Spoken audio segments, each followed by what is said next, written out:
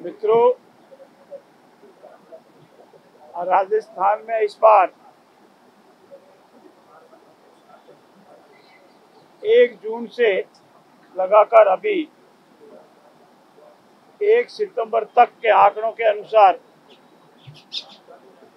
568 millimetre बरसात हुई है, जो सामान्य बरसात से करीब 56% अधिक है। हमारे यशस्वी मुख्यमंत्री आदरणीय भजनलाल जी ने फोरकास्ट के आधार पर, अधिकारियों की दी हुई जानकारी के आधार पर, जिला कलेक्टरों से दी हुई जानकारी के आधार पर जिलों में सतर्क रहने, विद्यालयों से संबंधित विद्यार्थियों को आवश्यक होने पर छुट्टी करने, कोई जान माल की हानि नहीं हो इसके लिए जिला कलेक्टर, संबंधित उपखंड अधिकारी, तहसीलदार को सतर्क किया और यथायोग्य प्रारंभिक तौर पर नुकसान का आकलन करने, गिरदावरी स्पेशल करने का भी निर्देश दिया। और जितनी जानकारी जिला कलेक्टरों की मार्फत माननीय मुख्यमंत्री कार्यालय को, आपदा राहत कार्यालय को प्राप्त हुई, उन सब का संकलन किया। जहां जहां आवश्यकता हुई वहां आपात शिविर का आयोजन किया गया। अस्थायी तौर पर उनके रहने की व्यवस्था, और किन्हीं घरों में अगर बहुत ज्यादा पानी आ गया, तकलीफ हुई, तो उनको राहत पैकेज के रूप में, खाद्य सामग्री के रूप में व्यवस्था की गई। यशस्वी मुख्यमंत्री जी का मानना है कि जहां कहीं भी अतिवृष्टि हुई है, हो रही है या होने की संभावना है, तीनों ही परिस्थिति में जिला प्रशासन, हमारे जनप्रतिनिधि तैयार रहे। जितने भी निचले स्तर के ग्रामीण क्षेत्र के घर है, आबादी है, चाहे शहरी और कस्बों की आबादी है, जहाँ अनेक वर्षों में पानी नहीं आया, तो इस बार अधिक पानी से पानी आया, जान माल का नुकसान हुआ, पशुओं का नुकसान हुआ, उन सब की संकलन किया जा रहा है।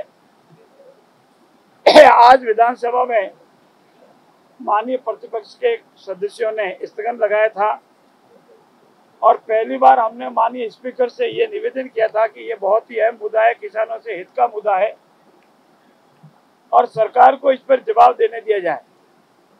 हमारे आपदा राहत मंत्री जवाब देने लगे, तथ्य बता रहे थे, उनको जो ही पता लगा तो जानबूझकर प्रतिपक्ष के नेताओं ने हल्ला किया, जवाब नहीं सुना। उनको पता था कि आज तक सरकार ने जो काम किया वो सब रिकॉर्ड पर आ रहा है, इसीलिए वो आओ करते रहे बिना किसी वजह के। जब हमारा आपदा राहत मंत्री जी जवाब देने को तैयार हो गए, जवाब दे रहे थे, उसी दौरान हा हल्ला करके वो आज विधानसभा की कार्रवाई को बाधित करने का प्रयास किया, परंतु विधानसभा की कार्रवाई बाधित नहीं हुई। आज का जो भी कार्यक्रम था, जो भी कार्यसूची थी, वो पूर्ण हुई और माननीय मुख्यमंत्री जी ने अब हम सभी को, सभी प्रभारी मंत्रियों को निर्देश दिया है कि हम आज या कल अपने अपने प्रभार वाले जिलों में जाएंगे। जिला प्रशासन के साथ जिन जिन क्षेत्रों में फसल का नुकसान हुआ है, जान और माल का नुकसान हुआ है, उसकी प्रारंभिक रिपोर्ट बना करके मुख्यमंत्री कार्यालय और आपदा राहत कार्यालय को भेजेंगे।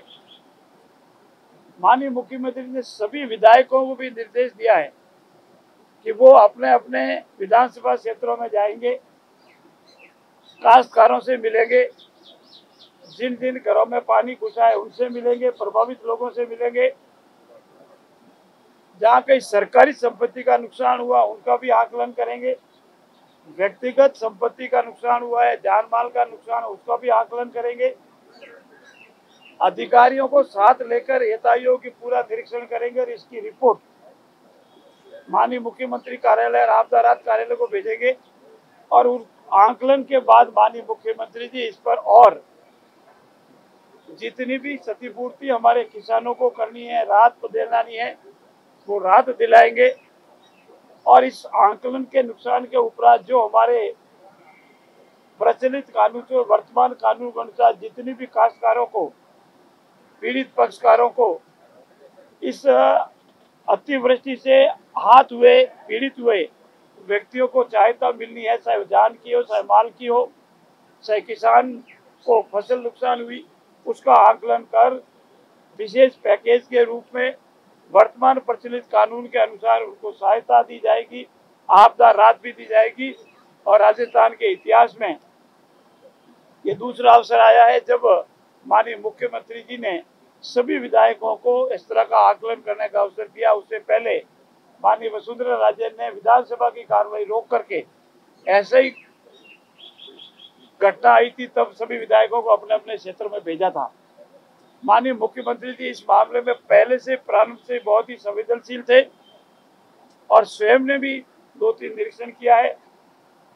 आपदा राहत मंत्री जी को भी हेलीकॉप्टर लेकर निरीक्षण करने भेजा था और सारी रिपोर्ट आने के उपरांत इस पर जो भी हितैषियों सहायता है वो सहायता दी जाएगी, ताकि मानसून में हमारी सरकार, अतिवृष्टि में हमारी सरकार आमजन और किसानों के साथ खड़ी है और खड़ी रहेगी। इतना ही नहीं, हमारी सरकार हर संभव प्रयास कर रही है कि हमारे आमजन को किसी तरह का कोई परेशान नहीं हो।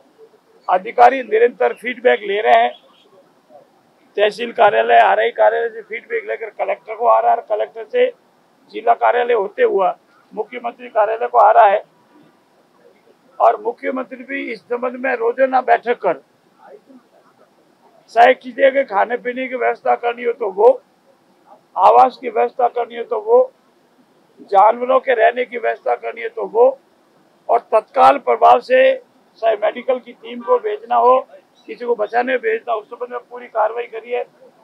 प्रभावित गांवों में, शहरों में, कस्बों में पहुंचकर आम जन का मनोबल ठीक रहे, पूरी वस्तु स्थिति की जानकारी उनको मिल रहे, इस संबंध में भी बराबर कार्रवाई कर रहे हैं। और जो निचले स्तर पर रह रहा है, निचले भाग पर रह रहा है जहाँ पानी भरने की संभावना है, उनको सुरक्षित स्थानों पर ले जा रहे हैं। राहत के पैकेट तैयार है, बराबर जहाँ जरूरत है वहाँ बांटे जा रहे हैं और तत्कालीन आवश्यकता के जितने भी उपाय करने हैं वो बराबर सरकार कर रही है। महिलाओं को, बुजुर्गों को, दिव्यांगजनों को आलीशान आश्रय दिया जा रहा है ताकि वो सुरक्षित रहे। और हम नाव, एनडीआरएफ, एसडीआरएफ एवं स्वयंसेवकों की पर्याप्त नियुक्ति की है, पुलिस दल को भी तैनात किया गया है और आवश्यकता अभी तो महसूस नहीं की जा रही है, महसूस हो रही तो हम और टीमों का भी सहायता लेंगे, फौज की भी सहायता बड़ी आवश्यकता लेंगे। राजस्थान में इंद्रदेव की कृपा से करीब करीब सभी बांध भर गए हैं, कुछ बांधों में ओवरफ्लो भी हो रहा है और ये हमारे लिए आने वाले भविष्य के लिए सुखद है। जल स्तर भूगर्भ से ऊपर आएगा, खेती होगी, पीने का पानी मिलेगा। मैं पुनः दोहराता हूं कि वर्तमान भाजपा सरकार, आदरणीय भजनलाल जी के नेतृत्व वाली सरकार किसानों के, आमजन के साथ खड़ी थी, खड़ी है और खड़ी रहेगी, संवेदनशील ही। और कांग्रेस सिर्फ नाटकबाजी करती है, नौटंकी करती है और ये करते में सुर्खियों में रहने का प्रयास करती है। धन्यवाद। देखिए, कारखाना वाला बिल भी आज विधानसभा में पारित हुआ है।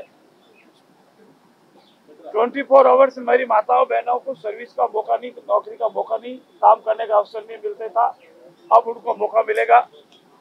कार्य अवधि जो थी उनकी बढ़ाई गई है, सुविधाएं जो उनको मिलती थी वो सुविधाएं बढ़ाई गई है, चाहे मेडिकल की हो, चाहे ओवर टाइम की हो, वो सारी सुविधाएं बनी है। प्रोग्रेसिव बिल है और ये बिल भी आज राजस्थान विधानसभा में ध्वनिमत से पारित हुआ है। और जो हमारा विनियोग का बिल था, जो हमारे, वो भी मुखबंद से आज ध्वनिमत से पारित हुआ है। और मैं पुनः दोहराता हूँ और मैं प्रतिपक्ष के नेताओं से आग्रह करता हूँ, आप आइए, विधानसभा पे पटल पर मुद्दे रखिए, हमारे मीडिया के बहाने सामने आइए, मुद्दे रखिए और विधानसभा में बताइए कि ये कमी खामी रही है तो हम सुधार कर सकते हैं। जो ही हम सरकार का काम बतावें तो उनके पास ताली बजाने और हल्ला करने का सिवाय कोई मुद्दा नहीं है, न विजन है।